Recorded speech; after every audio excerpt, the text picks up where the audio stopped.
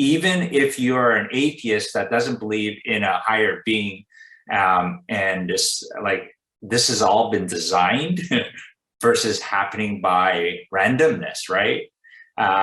You still have to make these leaps of faith. And so the people who have that in a fractal level, right, they have some other bedrock, but they just haven't gotten to this like great grander bedrock. What does it take to do the impossible? What does it take to level up your game like never before? What does it take for individuals, organizations, for even institutions to achieve paradigm shifting? Nothing is ever the same again breakthroughs. Our mission is to decode the neurobiology of flow and cognitive peak performance. Access the minds of maverick scientists, groundbreaking innovators, and world-leading experts to understand what it takes to achieve ultimate human performance, so you can feel your best, perform your best, and accomplish your boldest goals.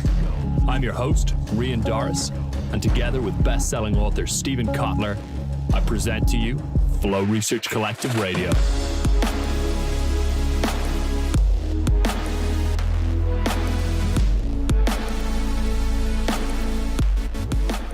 Dr. Kevin Ham and Michael Ham, welcome to Flow Research Collective Radio. Really excited for this episode. It's going to be a unique one and so great to have you both here. Great to see you. Pleasure to be here. Yeah, excited to talk about flow and our respective stories. Super. Thank you both for making the time today. Kevin, I wanted to start with one of the funnest things I found when researching both of you, and it was a magazine cover from a magazine called Business 2.0, and it has your face on it and a huge title that says "The Man Who Owns the Internet." So I would love if you could give us some context on how you ended up being on a magazine cover with a title like that and what they were referring to. And then Michael, we'll throw to you for the background context on how you were both brought up, because for everyone listening, you're both brothers. So it's going to be fun to touch on that side. But Kevin, you can dive in first. Yeah, that was really serendipitous. It took me by surprise being on the cover of a magazine that I follow and really loved. It's now defunct, no longer, in publication, right? But it's like the Inc. magazines, Fast Companies, Wired. I've read these since 2000. And on a pretty weekly basis. And Business 2.0 was actually my favorite one of those bunches. And I was in Vegas at a domain name conference, and some person came up to me and he asked me if I was the person behind something called the Cameroon thing. Nobody knew who had done this thing. Basically, it's Cameroon has the extension .cm. So how we looked at it was, how do we get all this data on the .coms? We had registered, millions of domain names, and we're trying to figure out which domains are the great ones, which have predictive traffic and value. And we wanted this data set. And at the beginning, we first worked with .co, Colombia. After 6 years of getting, from approval from the president, Minister of Communications, and all this, it actually wasn't happening. So we thought, what's the next one? .cm. So these endings are basically, they're wild carded, meaning anybody who mistypes the .com, you get all the traffic data. So they would be a proxy of like which .coms were valuable. So we did the Cameroon deal fairly quickly within a year. And so people were really surprised. Anyways, I thought it was going to be a story on me and a bunch of other domainers, we call ourselves. But I think what Paul Sloan, the reporter, said, the story was so fascinating because I'm a pretty private individual. And you'll notice on the cover, if you see it, it's only half my face, because I said I didn't want my face in the magazine, but it's also in black and white. And the reason why it's called The Man Who Owns the Internet was we had wildcarded all the .cms which are proxy to the comms. And I had said this thing that, domains are like the virtual real estate of the internet. And if you own enough domain names, you can control the internet, right?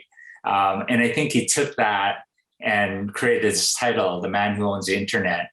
The reason why I agreed to being in the article, not necessarily the cover, I was actually pretty disappointed that he put me on the cover story, which became syndicated across every newspaper, a bunch of other magazines. It was I think most people would dream of being on the cover of a magazine and getting all book requests, documentary requests and all that kind of stuff. But I didn't kind of go down that path. I actually stopped talking to media after that. So it was an interesting thing. Definitely put my name on the spotlight, as well as my company, Reinvent, at that time. So it had the pros. Obviously, I had also the cons of like publicity, right? I don't know. For me, it was not my spiel, but it's definitely an interesting part of my life. And could you give a little bit of background context, Kevin, on the domain industry and on how you went from being in med school to literally owning, a sizable chunk of the internet in the early 2000s, from a domain perspective, at least? Yeah, it was a business. I'd never taken a business or a computer course or anything like that in the past. I was really sick at the age of 14. I wasn't able to walk or move. I was hospitalized for a few weeks. And at that time, I said, if I live, I want to be a doctor. So at age 14, I knew my path. So I went to the local here, University of British Columbia Medical School, did my residency in family practice. And while I was doing my residency, I realized that I was doing the same type of lifestyle that my father was in. And he, growing up, he was 24/7, 365. He took no holidays. Like, I don't remember. The only time we saw our father was when we worked with him after school in his laundromats or his dry cleaners. You had to work with him to hang out with him. Yeah, exactly. Even on Christmas, right? He would have these arcade games in the laundromats. So we'd play the video games even during Christmas, right? And he bought a grocery store. Both Mike and I worked there. Even when I was going to med school, I was working at the grocery store. My father didn't pay us, but we got these kind of interesting experiences, right? Of what it takes to earn a living. My mom was a did graveyard shifts as a nurse. So she was always trying to take care of us, but she also didn't have a lot of time because she had to sleep during the day as well. So we kind of grew up. I kind of thought, I'm never going to do what my father does. I want to spend time with my kids and my family. And what I realized in medicine was, well, you're called 3 times a week. If you're not there, you're not really practicing medicine. So I was like, it's a different profession. The notion of helping people is really altruistic, but really what I thought was, I'm in a similar situation as my father, right? And I was like, how do I get out of this? Like, seeing 40 patients a day, I want to spend more than 10 minutes with the patient. So now patients are waiting 2 hours for me. I feel bad about that. And how do I get out of this system? And I thought, okay, I have to detach it from the finances. So I thought, okay, what better way than start an internet business that runs on its own? And I always had this notion of doing something on the internet because I believed it would be one of the greatest revolutions in history, right? It would combine all media forms onto it.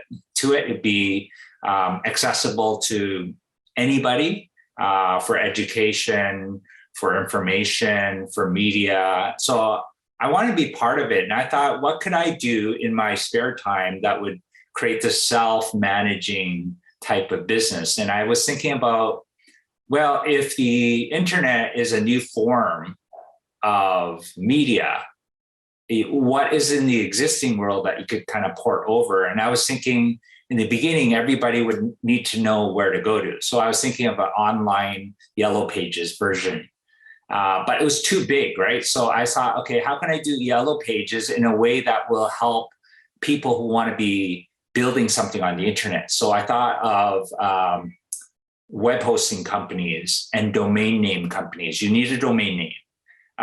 And when I was trying to register a domain in 1997, it was like every domain I thought of, it was not available. And I was like, okay, so I remember thinking of a company naming the company Inkplot, right? Based on the Rorschach's, right, design. And I was like, for sure that must be available. And I was so shocked that it wasn't available. Then I was like, okay, what else can I come up that's more creative that nobody would have registered? And I thought turning Inkblot into INC, BLOT, like incorporation block. I was like, surely no one thought of this name. It was taken. I was so shocked. So my first domain I ever registered was inc-blot.com. I had to put a dash in order to register it. So later when I discovered, after I built these web hosting Yellow Pages and a domain resource Yellow Pages, I offered this service where you could register names that are not yet registered, but are pretty good. And so I would come up with all these names, sell a subscription service, and I made $5,000 to $10,000 every month just on the subscription service. And I made $20,000 to $30,000 a month within 6 months while during residency on the Yellow Pages, because the web host would be advertising on my Yellow Page directory. So I learned what not to do I use a scientific method of just rapidly validating hypothesis and disproving assumptions, because I was biochemistry. I did a lot of research. That's what you do, right? And because I wanted cash flows, I always thought, like, how can I make cash flows? And I learned that from my dad, right? So ultimately, when I finished med school, I was making 30,000 US a month. This is as a resident, I was making 45,000 Canadian. And a US dollar was $1.60 Canadian at that time. So I thought I would kind of do this another 3 to 6 months and go back to medicine. But I had so much fun and I've enjoyed it so much. I've been doing e-commerce and internet business for 22 years now. It won over medicine for flow and enjoyment. It sounds like. That's a great breakdown, Kevin. Thank you for sharing that. Michael, I want to go to you for a moment. You touched on it there, Kevin, but the description that I got from both of you when we were spending some time together in person was just of the quintessential immigrant work ethic being installed through the degree to which your father, it sounds like, and mother was a role model for you both in that respect. So Michael, I would love to hear the backstory just on what the immigration looked like to Canada, and then what it was like growing up with that level of work ethic being demonstrated to you all the time.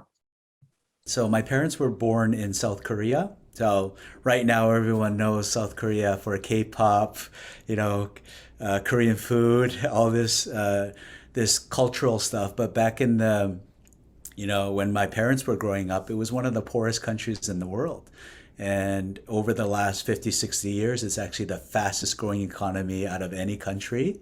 A lot of people are shocked to know that. But when my parents were like coming out, my dad didn't even come out of like elementary school, right, Kev?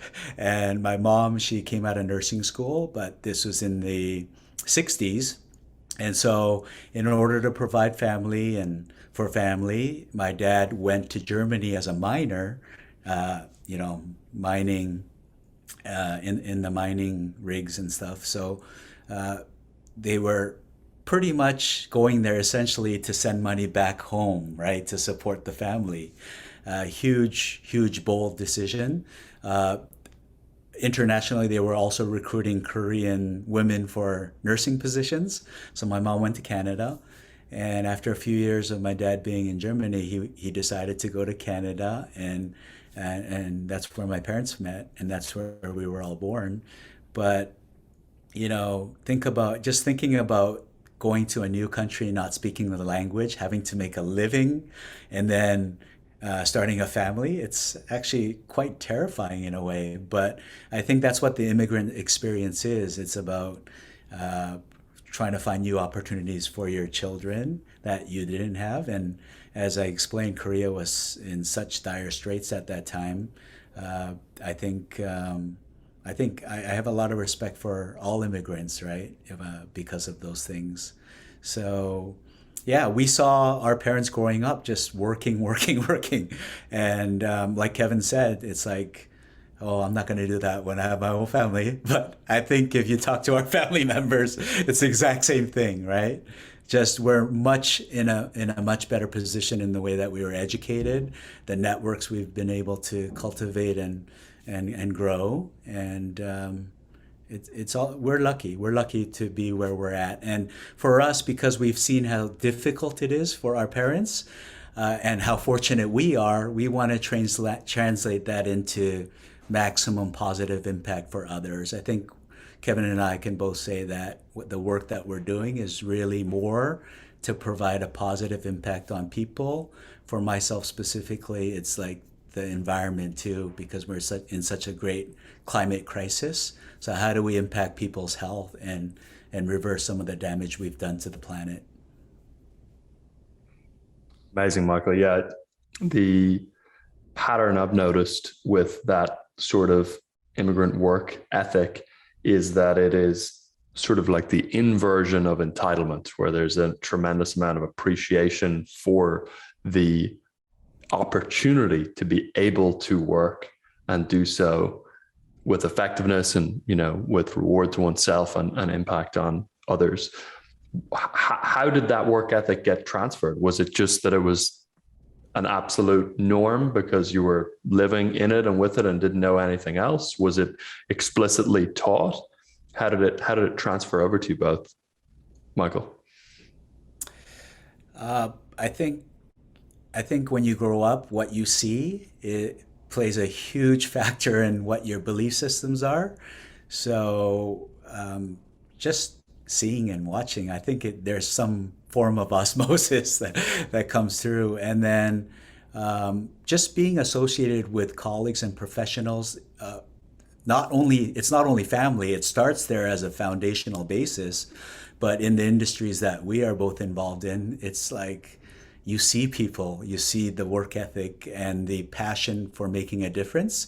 That also has a major factor. So the family life growing up creates really a bedrock from which to build on. And then it's like continual relationships that reinforce that, I think.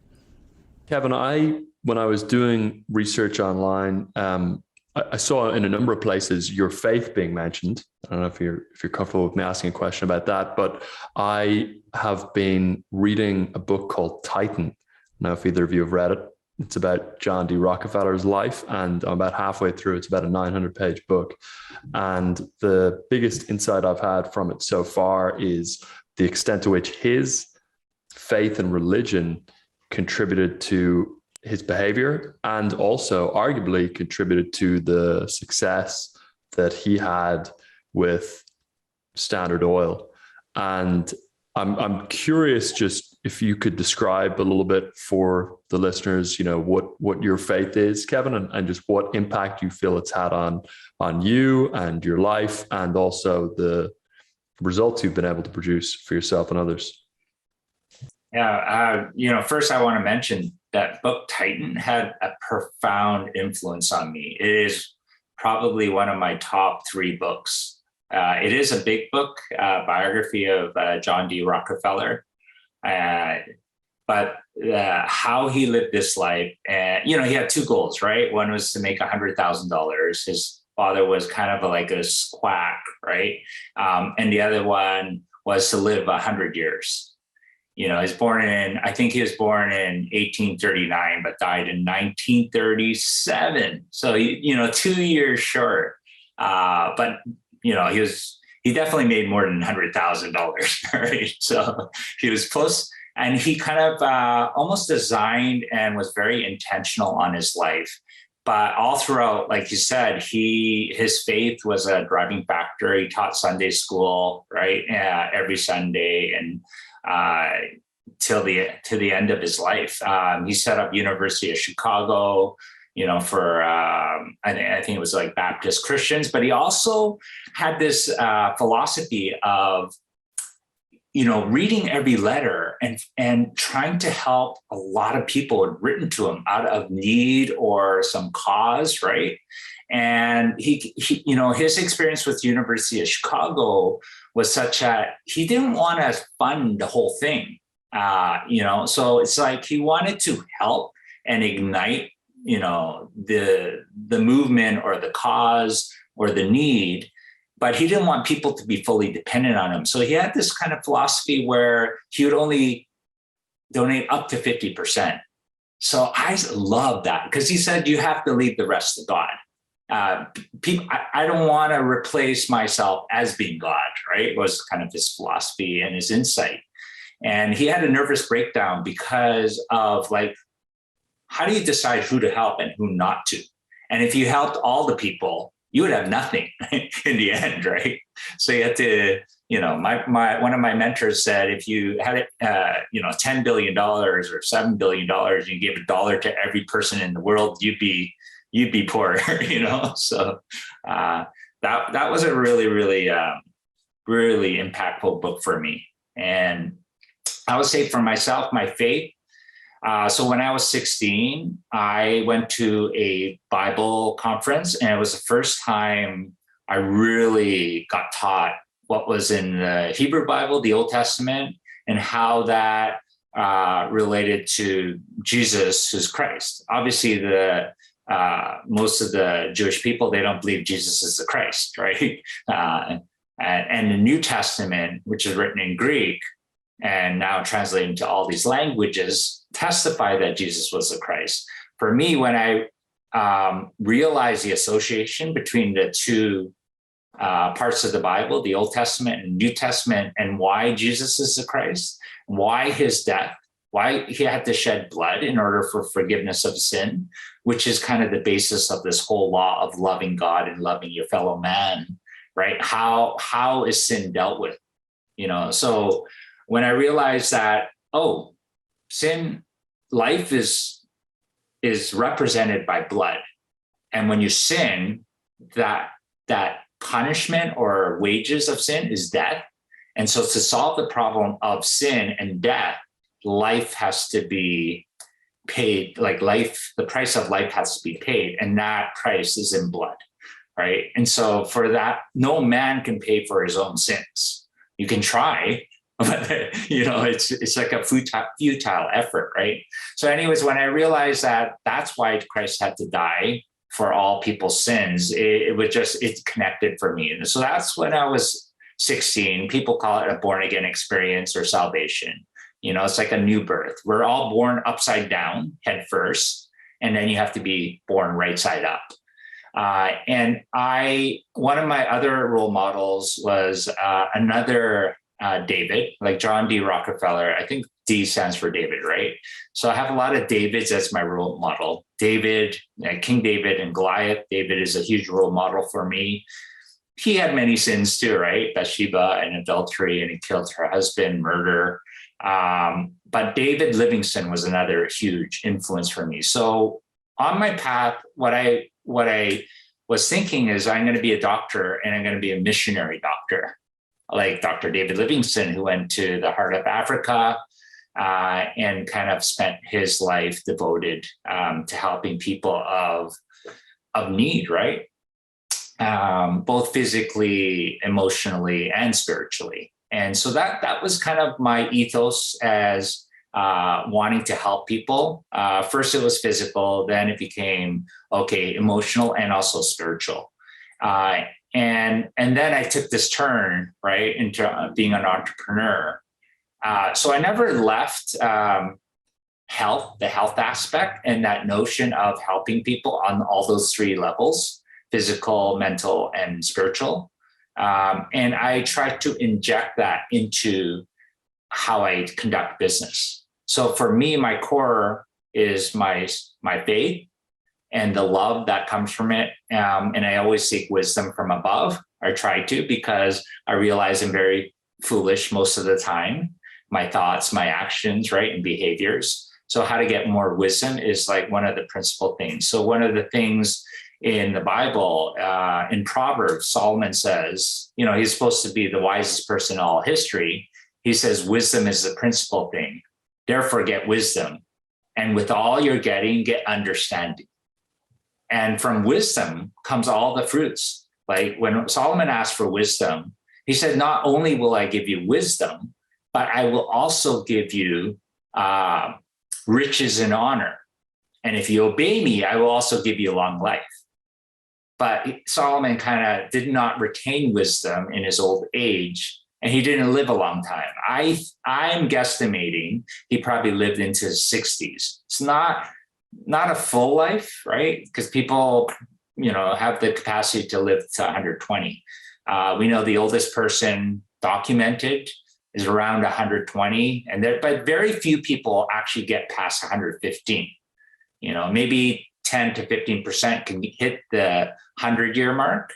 And our average age being 80 now, right? But I think it's not just about the longevity of life. It's what you do with the time that you have. So you have people who, like Mozart, only lived to 35, but look what he did, right? Chopin, I think he lived till like 38. A lot of the poets like Byron, Shelley, right? They only lived into their mid 30s, but astounding what they were able to produce, right? They might not have been recognized during their time, but it's so amazing that their heart and their works have lasted this long. So whether you live, 20, 30, 40 years, or you live 100, like what are you doing? And so that's what's interesting about flow. It's like, how do you remove all the constraints and live according to what's in your heart and not based on what other people are saying? So I think when you have a core foundation of faith, it's bedrock. You can become your own person because you're not, it's like you're building your house on rock versus on sand. And when you think about your life goal or your life purpose, what is it? I often ask people who, young people who come in to work for the first time, what's your life goal? And I'm not really sure. Everything that's been designed in the world has a purpose. Like a chair has a purpose, right? You could use it for other purposes, but it's been designed in a certain way. And I believe that each of us are gifted with our unique experiences and unique gifts that allow us to impact or influence the world and the people in the world and the things in the world a certain way. But you have to let it flow, right? You have to let your heart, you have to be allowed to dream and to believe that those dreams are the things that you are purposed and destined to do.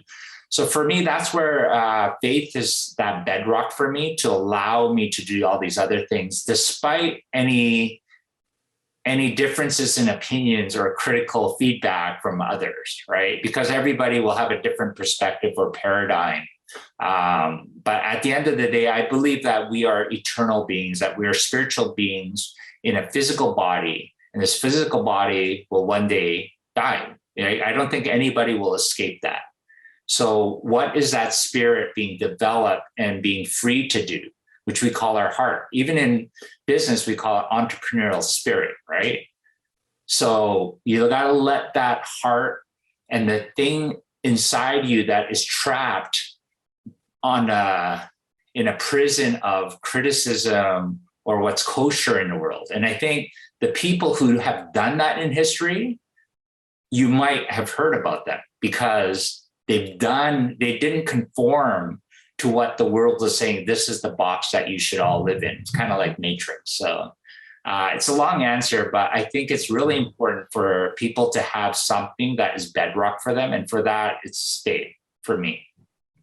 I love that description, Kevin, of it being sort of this bedrock that everything else stems from, and it gives you kind of this unwavering conviction in the face of external variables. A lot of folks, given that we focus on neuroscience, who listen are very skeptical and scientifically oriented. Some are even devout atheists, I'm sure. And I'm curious if you think you can achieve a similar level of bedrock, as you put it, in a secular fashion.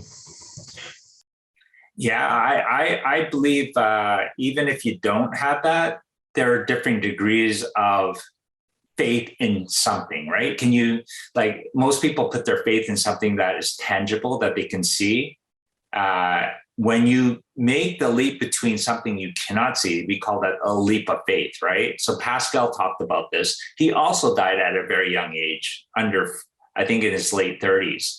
But if you ever read Pascal, he's so brilliant. I mean, a mathematician. But he said that, like, the reason, there's a point of reason where you realize, that actually there's more that you don't know, and you have to take these leaps of faith, right? So even if you're an atheist that doesn't believe in a higher being, and this has all been designed versus happening by randomness, right? You still have to make these leaps of faith. And so the people who have that in a fractal level, right, they have some other bedrock, but they just haven't gotten to this like grander bedrock, right? Because it's like looking at the manifestation of something and saying, behind this, there is some creator behind the creation. Whether it's a work of art or any tangible thing you see, it first existed in the invisible world, in the thought world, right? So what is that presence? People call it all sorts of things, right? Universe, nature, Mother Nature, right? So I think it's definitely possible without that. But then what happens when the waves and the storms of life hit you? Ill health, death of loved ones, right? I think it's a lot harder when you don't know what happens afterwards. There might be some solace in saying, well, that's the end, right? That's the end of a book. That's the end of a life, nothing thereafter. But Pascal's wager is, well, what's the upside and the downside, right? If there's no eternity after this life, like you passing into some eternal afterlife, then no problem, right? But if there is, then there's huge downside and very little upside, right? So that's Pascal's wager. And I kind of think of it like that. When you're in your womb, that's only 9 months, but what happens in the womb can dictate your life, however long you live in this world, right? Up to 120 years, let's say. But your life in this world dictates what happens in the next phase of life. So to me, they're all tied that way. And you can look at finiteness is just a limited set of infiniteness, right? You just keep on adding one to a finite set and it becomes infinite. So for us, it's hard to grasp this idea of timelessness and eternity. But when you approach the speed of light, time disappears. I think that's when you enter flow state. When you're in the dream state or the flow state, and time no longer matters. You can travel anywhere with your mind, right? With your heart. And then when you get back to reality and you're in the confines of time and space, you're like, oh, that was a silly idea. And it fades away. But the people who persist in those dream states, they change something in their life. They influence other people. And people think, wow, that's crazy, but I love it, right? I love that energy that you're coming from. And I think that comes from this idea of letting that spirit, this invisible or this thought world, come into fruition and persisting and focusing on that, right? And when you're in that, you could start to see all sorts of things that you weren't aware of before.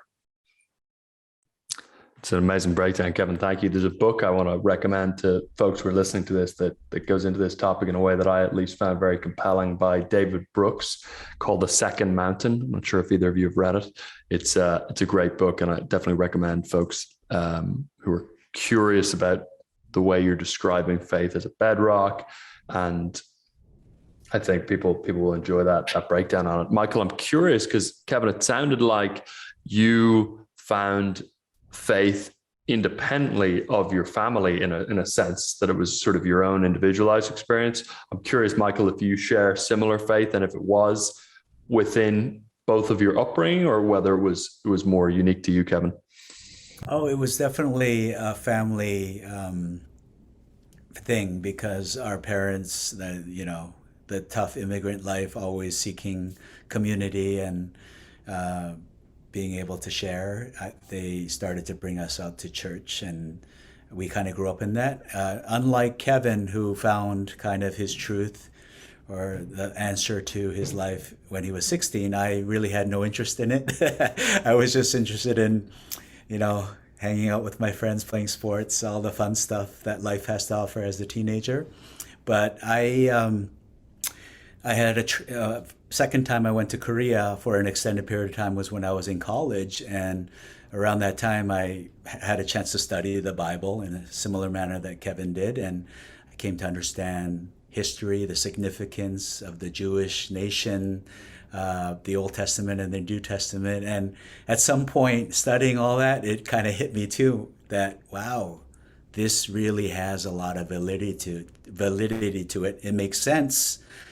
And there are two outcomes in life after we pass. It's either up or down.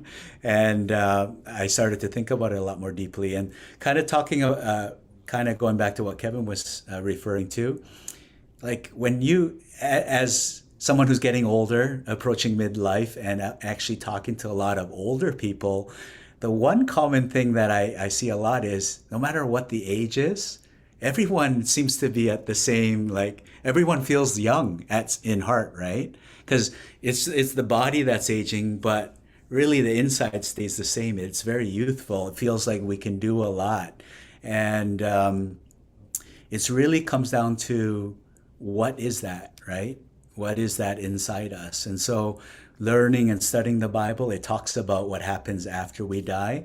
And we think about it a lot because there are people around us that pass away. And a lot of people, they say, oh, rest in peace, we'll see them again. But the real question is, are you sure? Are you sure? So those are the things that I think are extremely important to be able to reflect upon and answer. And fortunately, through the Bible, that's where I got my answer, right? Where my fate lives, when I die or I pass from this earth. And so that's the bedrock that Kevin is talking about, that assurance of faith and what will happen afterwards. Mm-hmm. And everything stems from there. Amazing. Yeah, thank you both for the breakdown there. Really, really interesting.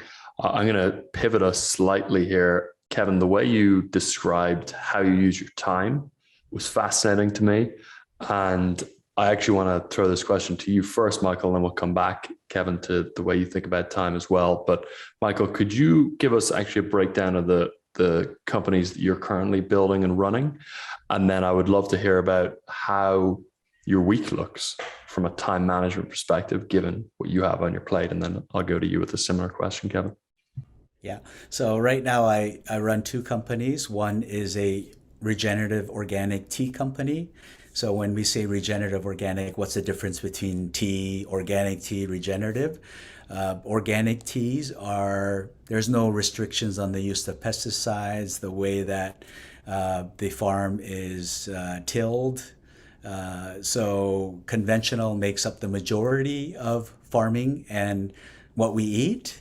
And organic, because studies have been showing how foods are losing their nutrient capacity over the decades and exposure to toxins. They created the organic standard about 30 years ago here in the US, and it really started to boom. So organic really focused on the health of the soil, the absence of GMOs and all the harmful things that can be consumed. But as the organic industry became a multi-billion, close to tens of billions of dollars a year industry, the big food companies, the organic standards started to get diluted. So now there's a movement to regenerative, which is really focused on the health of the soil and to be able to put a standard on it. And the great thing about regenerative is because the root system and the microbiome of the soil is so rich and strong, it actually has the ability to pull carbon from the air. So it's actually not only creating a greater crop or nutrient dense crop, it's reversing climate change by pulling carbon out of the air. So there's a huge movement towards that right now. And we're kind of like at the front of that in the tea industry with our company, Wild Orchard. So that's one business. The second business is using technology to create optimal environments for our health. So whether it's your home or your business, in this day and age, everyone's afraid of COVID, virus particles flying in the air and things like that. So it's really about creating optimal and removing it through technology, purification, ventilation, and to have it on the screen so people feel comfortable walking into the screen or seeing a screen about the air quality being in the green zone. So we're all about automating that. So it's a little challenging to, it's so much work, and I think it's really about optimizing the team to be focused. So what I do is I usually have team meetings according to category once a week, usually 1 to 2 hours. And then for the rest of the week, we just do our work and we try to optimize what we do that week. And then we reconvene the following week and we keep refining it over time. I find that works well, but it's a full week. And one of the things that we talked about with our family, we hardly spent time with our parents, right? In terms of leisurely setting. So at least on the weekends, especially on Sunday, I try to reserve for family. But the rest of the week is just crazy. Yeah. Nice, Michael. That's a great breakdown of the two companies as well. Kevin, maybe you could give a breakdown of Perry's philosophy around Renaissance time and describe also how you use your time. You were mentioning to me that you take Fridays, we're currently on a Friday, as a reflection day, and that each year you're aiming to shave off a day, which I loved. So if you could give a breakdown on the Perry model and then how you apply it, that would be fantastic as well. Yeah, Perry's broken down time into 4 quadrants, right? A 2x2 matrix. And one is about being productive on one axis, and the other one is about being predictable. So predictably productive is kind of the work ethics that we were talking about. And when you're predictably not productive, he calls that barnacles. That's like checking your email 20 times a day to see what's come in maybe social media and things like that. And then things that are not productive, but they're unpredictable are kind of like what Mike was talking about, family time, vacation time. Perry calls that the sweet life. And then there's this other quadrant that's productive, but it's unpredictable. And Perry calls that Renaissance time. That's like meditative time. That's like doing things that are not like routine. But, it's like getting the ideas in a shower, or while I like biking, right? Climbing on mountains, things like that. Richard Koch, who wrote the 80-20 principle, after he's done his 1 hour of like work ethics, he gives himself a problem and then he goes for a 3-hour bike ride, right? And he lets just nature kind of let the question ferment, and maybe the answer comes or some insight or another question comes. So that's Renaissance time. And I was thinking about Renaissance time during my Renaissance time. I was like, well, what does Renaissance mean? It means like a rebirth, right? The Renaissance period was like this rebirth of thought, right? Of how people viewed life. It was kind of an enlightenment. Light bulbs went on, right? People were like, wow, they saw all these beautiful paintings, all these beautiful art, and it inspired them in some way that they couldn't really express. And I think that happens during Renaissance time. So I thought that was really cool. And how he, if you have your Monday to Friday work week, he like draws a diagonal across it, and you should spend more time in Renaissance time at the beginning of the week where you just come off your weekend, right? And so you could be more creative. It's like the cream off the top. Rather than checking email right away and doing all the work ethic stuff and the barnacles, move that all to the end of the week or the afternoons, right? So your Mondays and your Tuesdays and your Wednesday might be half Renaissance time and half, then work ethics, and then barnacles, right? And then sweet life, right? So when you think about the 4 quadrants, like how much time do you play in each? Most where you take from is from the barnacles, which is probably 5 to 6, 8 hours a day for barnacles. And you move that into Renaissance. So try to start with at least 30 minutes of Renaissance time in the morning, maybe an hour, right? And that helps. People do meditation, gratitude, prayer, reading. Perry is a really good suggestion of reading books that are pre-Gutenberg, 1455. Like once a printing press was there, you could mass produce books. There's a lot likely that there's a lot more books once that happened. But before that, they were all hand printed, right? So I think it was the Library of Congress. You have 2 Bibles. One is the Gutenberg Bible, which is the first printed book ever, at least in the Western world. The Eastern world actually printed books before the Western world. And then you have another Bible that's 1455. I think it's the Maine's Bible. It's all like, manual.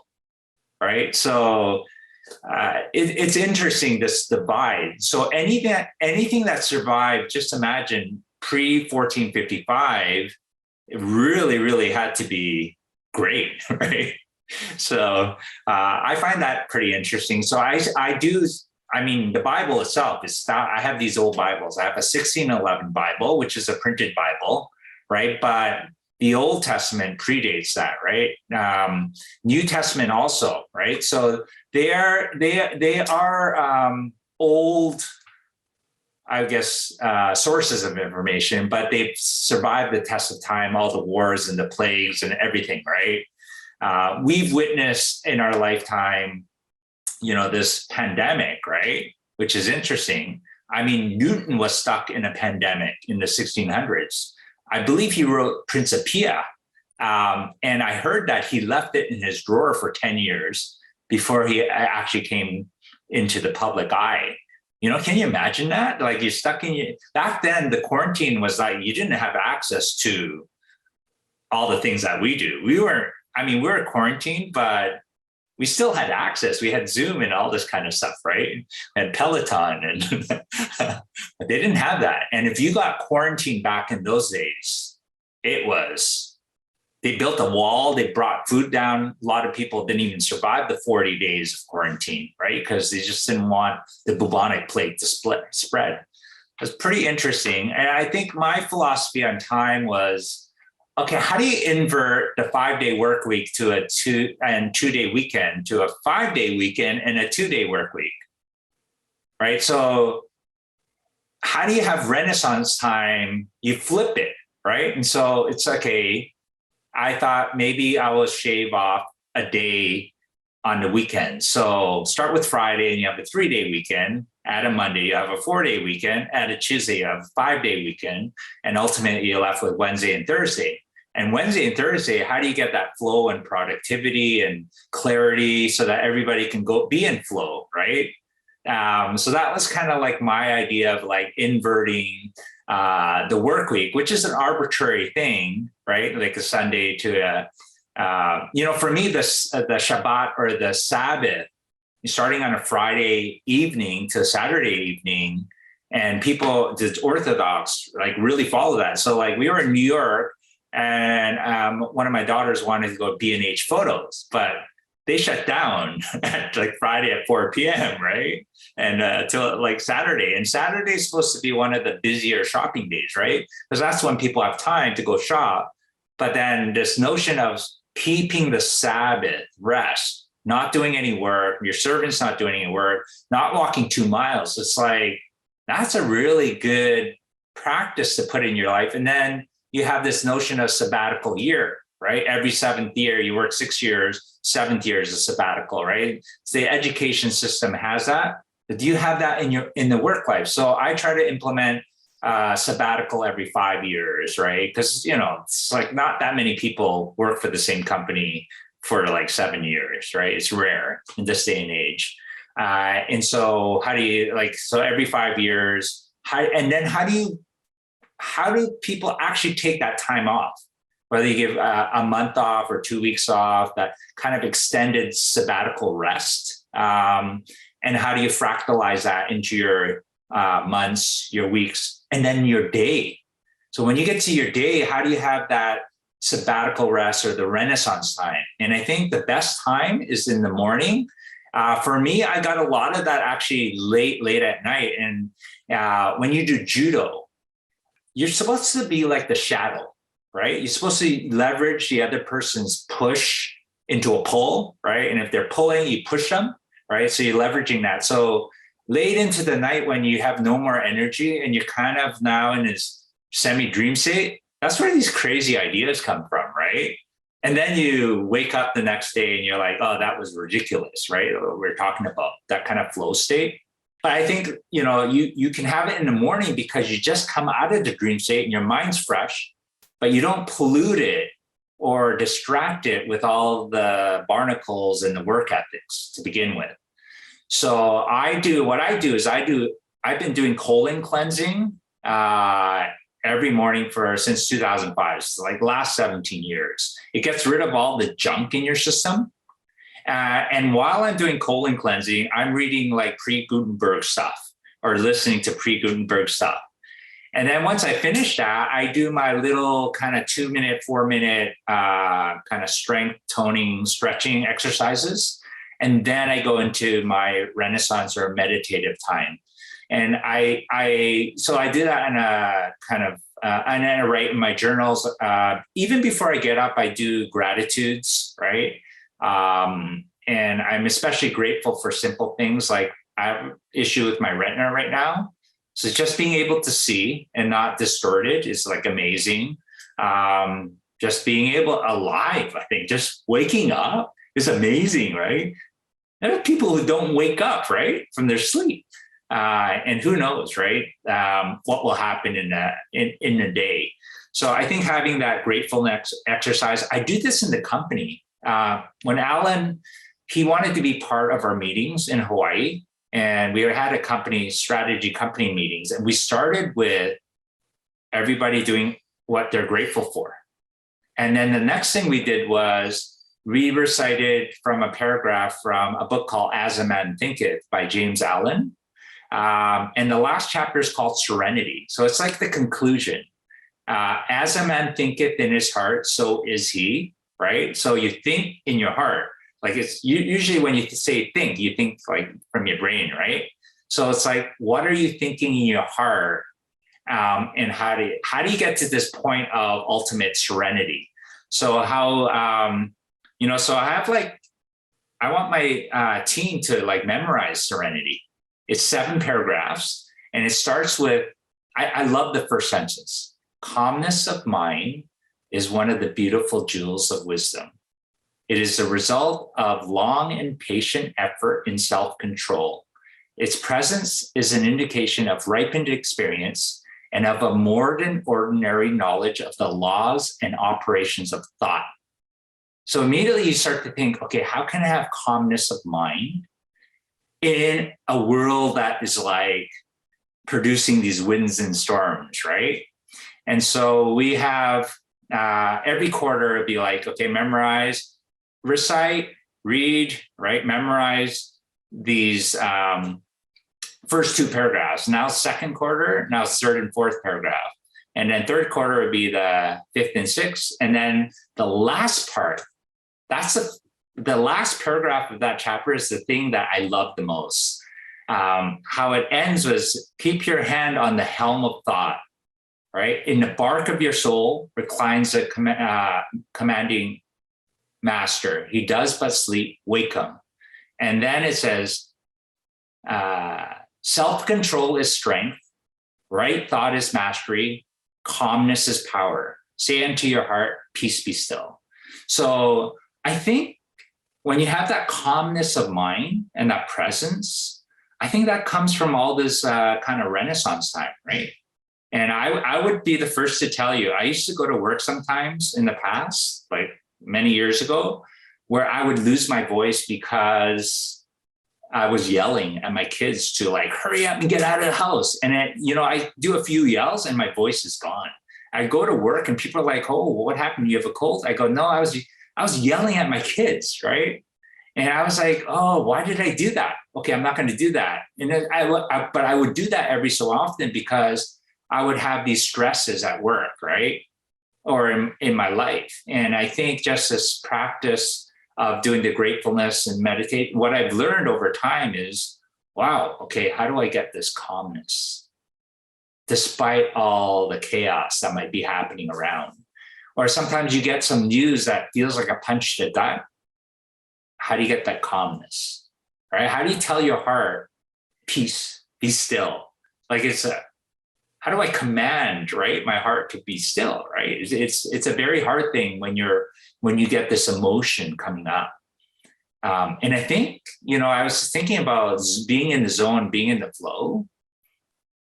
It's like, it's not that you're ignoring the things that are coming from the outside, but you just are able to take it in stride, right? Or just, you don't react right away. You give this kind of time to think and then respond. And I love it. And so what I realized is I had written out as I think it's every day for 100 days. It took me 18 minutes or so. And every day I try to recite it in the morning and the evening. And then I realized, actually, I don't truly understand it because I haven't really gone into depth with the first 6 chapters. So I'm rereading like the first chapter, and the first paragraph says, a man is literally what he thinks, his character being the complete sum of all his thoughts. So now you're thinking, what are all my thoughts? Because that determines my character day in, day out, right? So what are you allowing to come into your thoughts without you guarding and cultivating those thoughts? And what are you purposely, intentionally allowing and growing a garden of these thoughts that will dictate your attitude, your words, your actions, your behavior, essentially, right? So to me, it's, wow, I'm like, okay, I'm still a white belt here in all this, right? Because the laws and operations of thought and how we think and behave in this world. And what I found in my businesses, it's like that thought time is, the thing is not the answers, it's asking the questions. What are the questions I need to be asking myself and other people that then we need to try to figure out? Because those powerful questions are questioning assumptions, right? The thing that you think is the way that the world works might not actually be. And I think usually with wrong assumptions, you have to experiment. People call it failing fast. And hopefully by failing fast, you're also learning fast. So I just, what I realize is I always believe that if I live to age 40, that would be a blessed life in health. Now that I'm approaching 52, I'm like, whoa, everything's bonus time, right? So how can I live my life in a way that is of influential and impactful for the people around me? I don't need to go to Africa. There's so many people, including myself, right, that have these deficiencies and needs that we can grow to our unlimited potential. And I think the unlimited potential is not in the physicality of our being, but more in our mental and our spiritual part. The physical part, like, it's hard to increase that even by double, right? Like if you run a marathon in 4 hours, to run it in 2 hours is really, that's world record time, right? But for you to think 2x or 10x or 100x, you can go there. People write books, people produce movies, right? That's a dream state. Walt Disney was able to do that, right, with Disney World. I love Disneyland, and right? Because that's a world of thought. It's like a living proof of someone's dream that becomes other people's dreams, right? So I'll stop I love there. that. Yeah, well, I love that last point, Kevin, that the mental space is less constrained by the laws of physics. It's more nonlinear in terms of the change that's possible. There's two things I want to underscore as well from what you've mentioned for folks. The distinction between work ethic time versus Renaissance time versus sweet time and barnacle time, I think is really, really useful for people. And the key one I want to touch on there is the difference between work ethic time, which, as you said, is both productive and predictable, versus Renaissance time, which may involve things like journaling or reading or thinking or meditating, which is productive but unpredictable in terms of whether it will be productive or not. But often in that Renaissance time, as you mentioned, the productivity that does emerge is drastically larger than the productivity that emerges in the work ethic execution time. It might be an idea that tilts the direction of your life for the better for the next decade or 2 decades. So I think it's really useful for people to think about productivity in those two buckets of there's the execution, the doing the work ethic time, and there's the Renaissance time, which is more thinking and reflection oriented. And then the other thing I wanted to mention, which I absolutely love that you mentioned as well around the Nuremberg press, is the Gutenberg press, excuse me, is related to what Sim Taleb says about the Lindy effect, which is the idea that the more ancient things are, the more futuristic they are. I have a close friend who has a rule that he will only read books written by dead people. And but I think the pre-Gutenberg is even more impactful because as you said, they really have to have demonstrated the Lindy effect, that they are able to withstand the test of time and obviously are touching on some, infinite and enduring principles if able to do that. Kevin, one thing I wanted to ask you based on everything you went through there is the sabbatical. I found that fascinating, taking a year off every 5 years. Also very rare, and people tend not to think about rest and recovery on that long-term time frame because people tend to just not think long-term generally, I would argue. So what does that year of sabbatical look like for you? What do you do? What does the first month look like? What do your days look like within that sabbatical year? I'd be really curious for a breakdown there. Yeah, I mean, I haven't got to the year part, sabbatical year part, but taking that concept of sabbatical and extending it to that, right? So freeing up what you love to do, what you enjoy to do. Like I love being on my bike, and Perry had mentioned to me, beauty is usually standing for something. It's not the object. Really, the object just represents some other thing. And I told him, you know what? I know exactly what my bike represents. It represents a black stallion.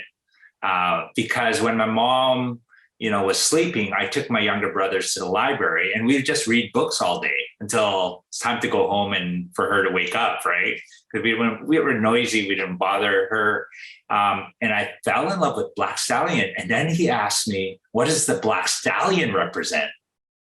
And I was like, you know what? I've never really thought of like asking the same question to the previous part. And what I said to him was, it represents freedom and joy and like liberation. Like imagine riding on a black Arabian stallion, a wild stallion, but now it's one with you, right? So for me, it's like doing those things. So like riding in Israel with professional cyclists like Chris Froome, and I had bought my bike because of Chris Froome in 2016, right? And riding behind him in Jerusalem, in Israel, was such a joy. It was like a most fantastical experience, combining like two big passions of visiting the Holy Land and riding with Chris Froome and all these other people. And I couldn't keep up with them on the mountain, right? There's a long climb to Jerusalem, and they were starting to like push me as we were riding together.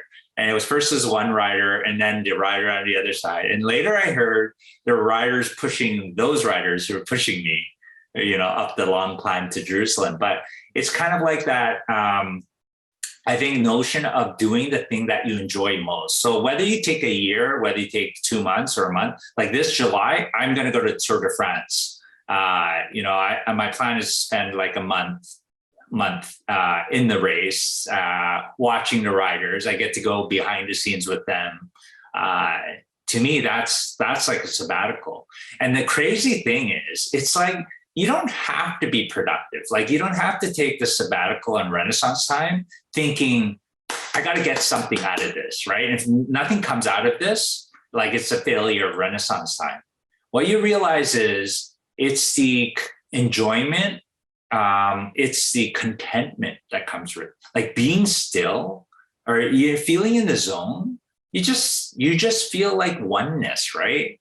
There's no expectation of some reward or some, objectifying like something, which we tend to try to do that. But I think the purpose of all this stuff is just to find contentment, like peace of mind, calmness of mind, right? And if you have that in your life, if you have peace, if you have love, if you have joy, and therefore you have contentment, I think that's a beautiful life. And when that translates to other people, like it ripples outwards, very, very powerful, right? So I think that comes from this. My philosophy is this comes from this wisdom from above. Obviously, there's this earthly wisdom. You can observe creation. You could know the principles of life, of different disciplines within life, and obviously you can do well there. But at the end of the day, it's like, I ask people who have lived longer than me, I ask them, what's the secret to life? Right. And it's very simple. They usually say 3 words or 2 words. Yes, dear, you're probably right. Are 2 kind of things I've heard a lot. Right. Another guy said, just get a dog. We recently got a dog, and I'm not a dog lover of any sorts, but a dog it kind of brings you joy because it's always attentive to you, right? So it's pretty interesting what people come up with in life if you had to define what the wisdom of life. And for me, I'm very curious about he who walks with wise men will himself be wise. You surround yourself with this wisdom within people, but you have to draw it out. And I think the other one is kind of the wealth of life. It could be material riches, but really it's the wealth of experience of life, the wealth of relationships, the wealth of like influence and purpose in one's life. And obviously health, right? Because if you lose your health, it's like, even if you want to do all these things, it becomes hard because you don't have the energy. And also, like, it gets worse if it goes deeper, like if you lose the health of your mind, right? My grandmother, in her later stages, she lived to 92, but she had just dementia or Alzheimer's. She couldn't remember, who's that woman with you? I mean, like, that's my wife, Did she even eat? I didn't eat, but she did just eat, right? She forgot that she ate, right? And then there's the health of the spirit. So I think it gets more powerful the more core you go. Kevin, another thing I've been really struck by with you is the way you memorize things and the process of repetition and writing things out. And I'm curious if you could describe more about that process and why you find it effective and why you're committed to memorizing long passages or works. Yeah, I mean, I went to med school, right? And anybody who's done university or school, you get into this thing where you have to memorize to do well on the test. But what you realize is, did I really understand what I just read, or did I memorize? Typically, I crammed, so I typically forgot a lot of that stuff. And so you don't understand the principles. You don't ask why, right? It's like deductive versus inductive.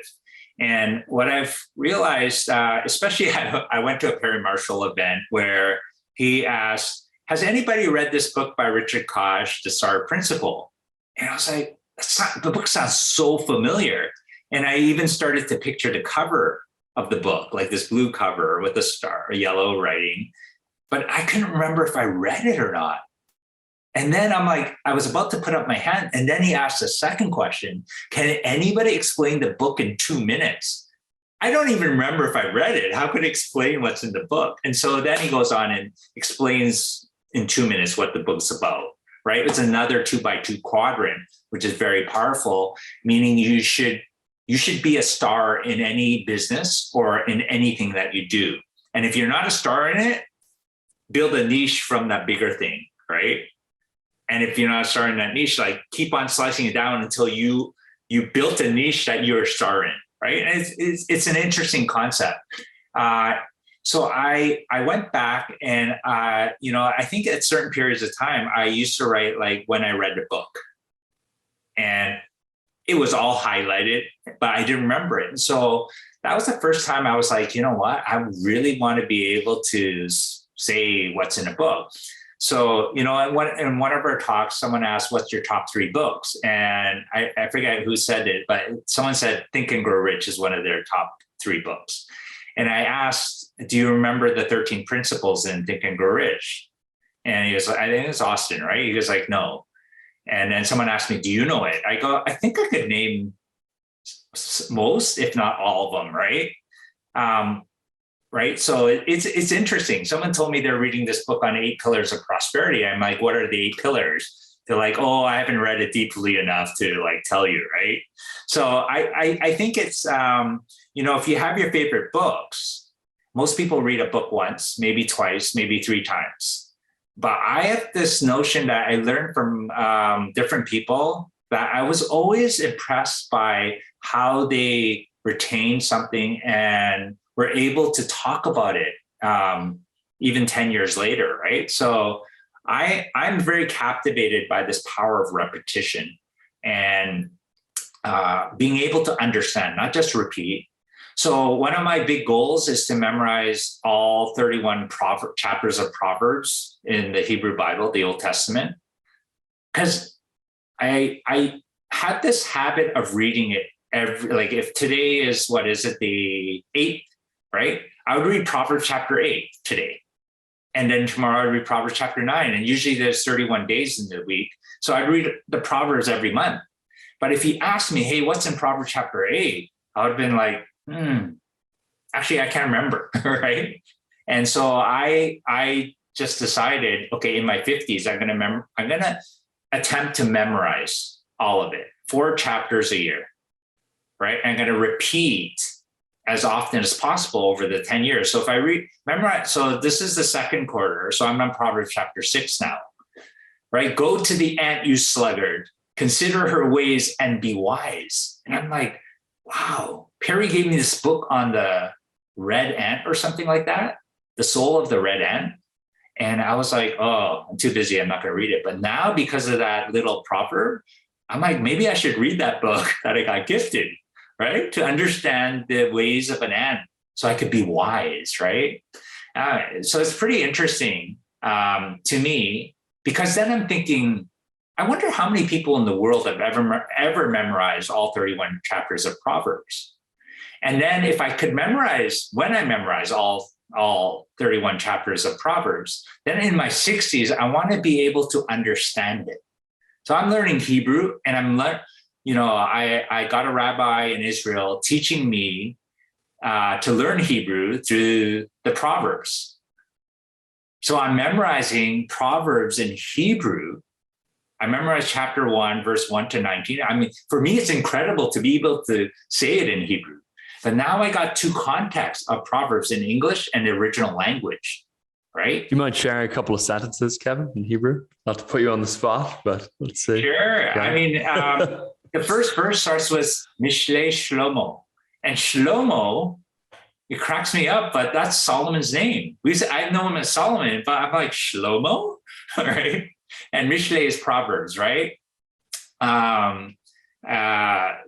Mishlei Shlomo, Ben David, which is son of David, Melech Israel, which is king of Israel, right? So that's how it starts. And, I probably have to review all 19 verses, but I'm on Proverbs 3 right now. So I just started Proverbs. I just had my Hebrew class yesterday. I only do 1 hour. I pay him like a lawyer. So I attend it and he teaches me well. And I say after 1 hour, you have to stop, right? So I try to be pretty disciplined of doing it weekly. And I think I will, in 10 years, my Hebrew will be pretty good, but it'll be more biblical Hebrew. I'll be able to talk about wisdom, hopefully in Hebrew. And, in my 70s, hopefully if I live and blessed to live that long, hopefully I can apply it and teach it. I'm sure there's going to be some overlap. Actually, even my rabbi, he asked me about certain verses because I'm studying this stuff and I'm thinking about it.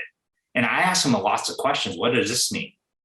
Right. And, but, it's pretty interesting. If you get to know one thing really, really well, like one book really, really well, you become an expert in it. So what is the thing that you're so passionate about that you want to learn? I want to memorize these poems that I love, right? So I memorized Hope is a Thing with Feathers That Perches in Your Soul by Emily Dickinson. I just love this notion of hope being like this bird in your heart, right? It's always there. That doesn't expect anything of you, but it always gives you this energy and hope in life, right? And I'm making this birthday book for my daughter. April 17th is her birthday. And in there, I put the poem If by Rudyard Kipling. But in the end, it says, you will be a man, my son, right? But I changed it to you will be a woman, my daughter, right? And I'm going to tell her, I gave it to her when she was young. And I said, memorize it. But I'm like, okay, let's memorize it together. And memorizing something, as you know, it takes repetition.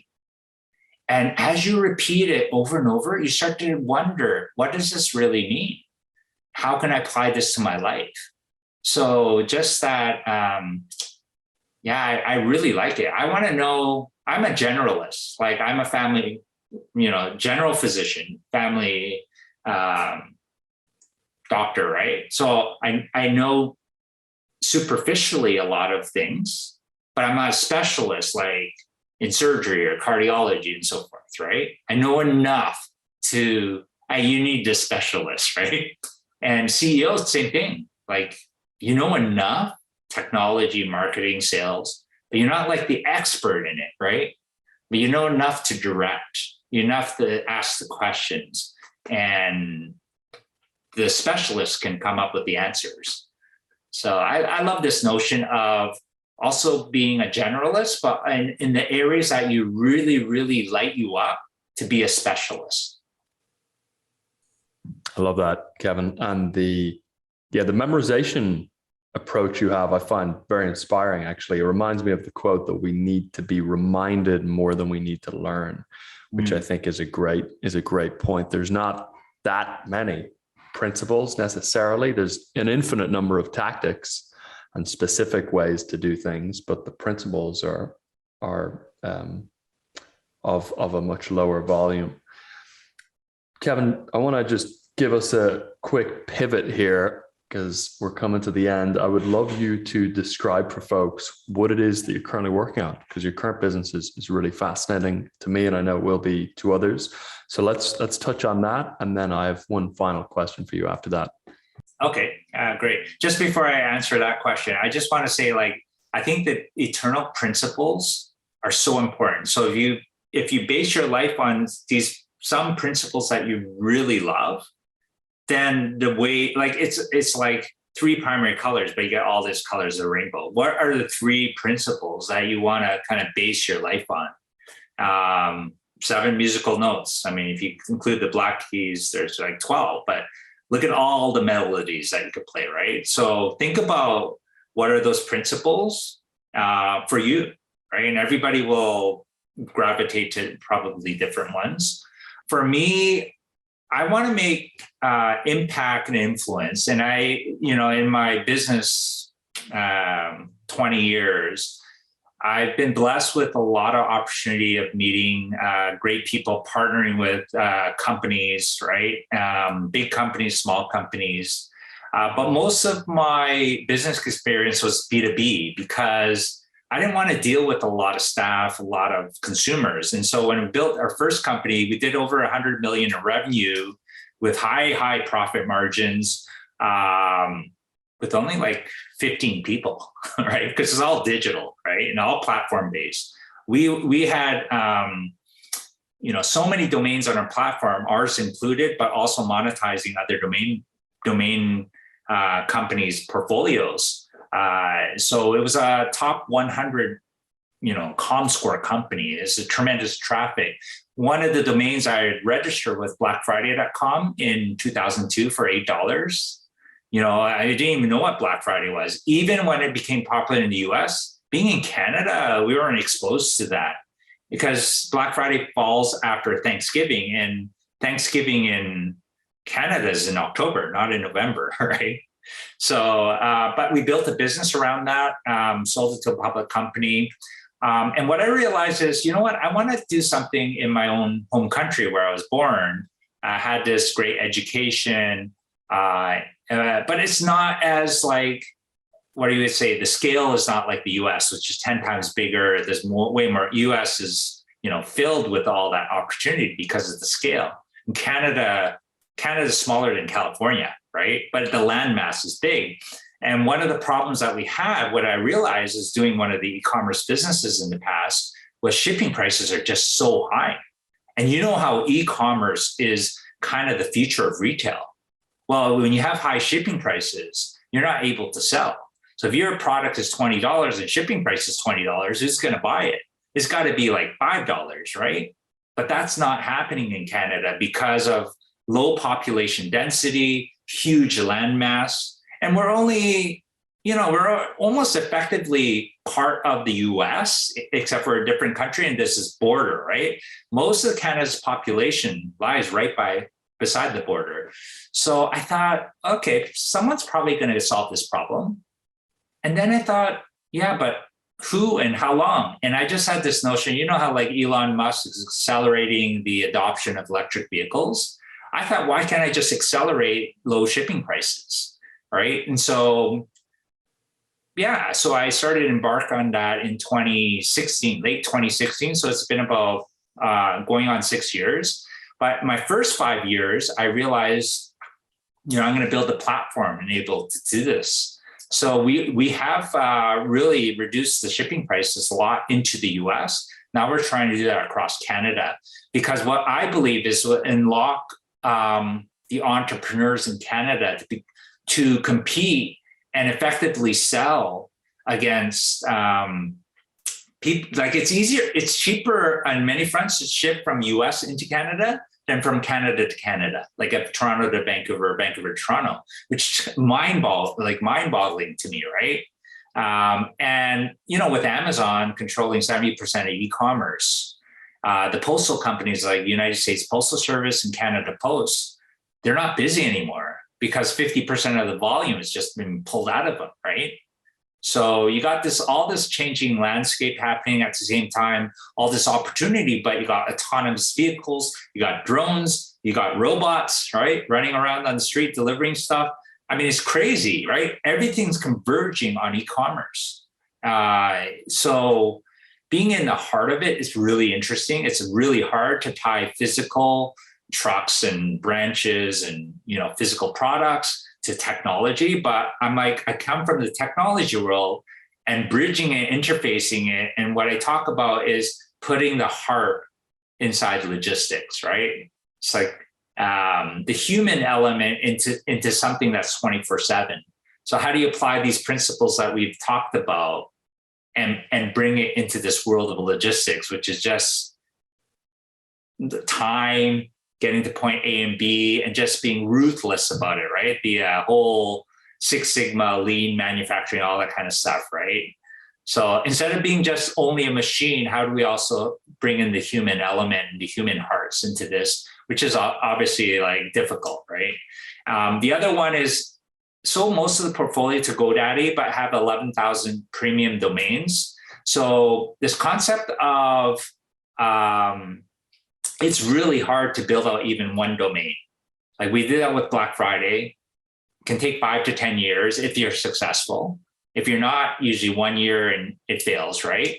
But when you have 11,000, there's no way you can build those out. So how do you help connecting great domains or brands with great ideas and entrepreneurs? And so I had this concept of like how the real estate world did it, commercial real estate. You don't have to buy the land or build the building or own the building, right? You just lease it. Now, how do you have leases virtually that are perpetual, right? So there's not much risk. You know, we pay leases on all our branches, you know, $3,000 to $20,000 a month. Why can't you do that for domains instead of paying hundreds of thousands or millions of dollars for the asset, for the real estate, right?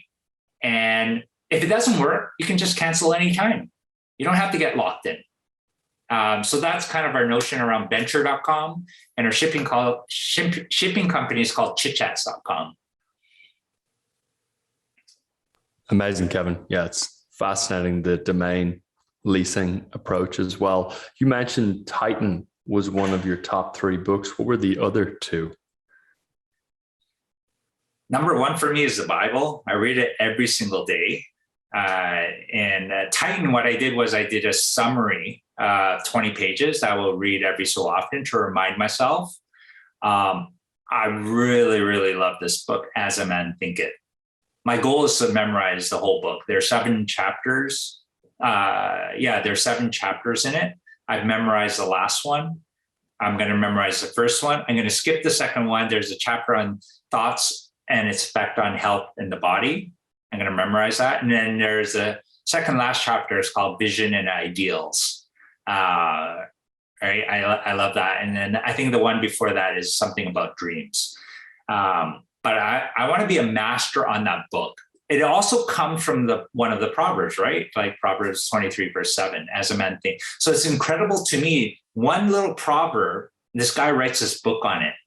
That's a perennial seller, right? It's a thought breeder. It's very fantastical in its notion of like this thought can become a thing, right? A dream can become a thing. And it's the people who dream that change the world, right? It's the same story, but it's like if you really, really grasp it and you apply it, it's very powerful. I mean, you have the books like Think and Grow Rich and things like that, right? But which I think rich is not necessarily money. You could be rich in life, right? Rich in relationships. So you could apply the same concepts from these books. And you don't need to know. Like I have libraries. I don't know if I show you my stack of books, very messy, you know. I got all these books everywhere, right? But it's like you don't need to know all of them. You just need to know a few important things and then understand them, apply them. And once you're able to do that, then you could talk about them, you could teach them, right? Because most people, it's hard to have the breadth, right, of all these things, and then have the limited time that you have to apply these things. So what are you going to choose? And for each person, it's going to be different things. There are so many books that I want to help cure cancer, right? I'm helping with Perry, trying to do that as well. I meet with doctors every Saturday, 7 a.m. for a couple, 2 to 3 hours. I ask the pertinent questions, right? 1 in 2 people get cancer. The question is what's causing it and how to prevent it. What kind of lifestyle will reduce your risks on those sorts of things. So, I think I went over it. Did I answer your question? I think so, right? Bible, yeah. As a man thinketh. Yeah. Yep. Absolutely. Well, I just want to say thanks, Kevin, for being so generous with your time today. I know it's your most precious resource, so I appreciate it immensely. is there anything you would like to leave the listeners with? Any final points or reminders to folks who are trying to live a fulfilled, high flow and successful life in business and personally? Yeah, one of the gems I got from Alan Bernard, who you interviewed, Dr. Alan Bernard, on Theory of Constraints. I read this book from his mentor, Eliyahu Goldratt. He wrote a book called The Goal. I have not yet read it. It's a thick book. But what I read was his last book, which is really thin, called The Choice. And I asked Alan to talk about that book, and he summarized it really well. And then later he went on to tell a story that really, really was impactful for me. Eliyahu asked Alan what his life goal was. And I don't know if he told this story during your talk. No? I asked him what his life goal was. And Alan said, it's like these fast cars, all these objects, right? And Eliyahu was shaking his head. And he said, I think my definition of life goal is different from your definition. And Alan would tell this more beautifully, but he basically said a life goal is something that after having accomplished it, you're ready to die. I was like, whoa, okay. And then he asked Alan, okay, here's the riddle of life then. Can you predict when you will die? No, you can't, right? You can't guarantee or know when you'll die. So then the question is, how do you ensure that every day you're living your life goal so that you're ready to die that day?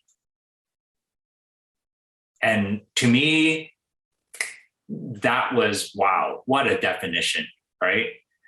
So for me, it's been about how to inspire and unlock the heart and soul of a limited potential in people, right? Starting from myself.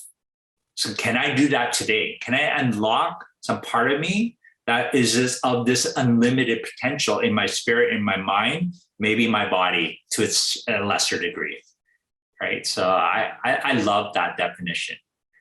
So my question to everybody in the audience is, what is your life goal that you could tell somebody that you could live every day and that today you're okay to die? Amazing, Kevin. What a note to end on. Yeah, I absolutely love that breakdown. Listen, thank you so much. Hopefully I'll have you on again at some point in a few years down the line or even sooner. And again, thanks so much for the generosity with your time, Kevin. Thank you, Rian. It's been a pleasure, and I look forward to connecting again. Absolutely. If what you've heard on Flow Research Collective Radio has been helpful, please consider doing us a solid and leaving us a review on Apple Podcasts, Spotify, or wherever you are listening to this. Reviews help us connect to a wider audience so we can get these peak performance principles out to more people.